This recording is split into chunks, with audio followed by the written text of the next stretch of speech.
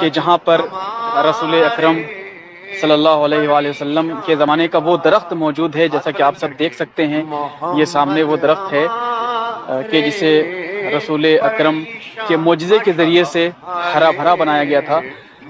رسول اکرم ایک مرتبہ ایک راستے سے گزر رہے تھے، اس راستے میں ایک درخت نظر آیا کہ جو سوکھا ہوا تھا۔ رسول اکرم بہت تھکے ہوئے تھے، اس درخت کے نیچے جا کے بیٹھے تو خداوند عالم نے اپنے حبیب کی تھکاوٹ کو دیکھ کر کے اس درخت کو ہرا بھرا بنا دیا اور وہ درخت چھاؤں دار بن گیا۔ الحمدللہ، سبحان اللہ، جزاک اللہ۔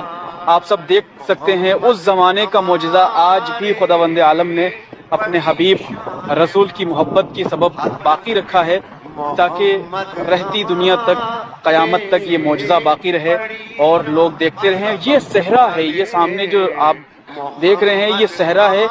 اس صحرا میں کہیں دور دور تک آپ کو کوئی درخت نظر نہیں آ رہا ہے، لیکن پروردگار عالم نے اس صحرا میں اس درخت کو کتنا ہرا بھرا بنا کر رکھا ہوا ہے۔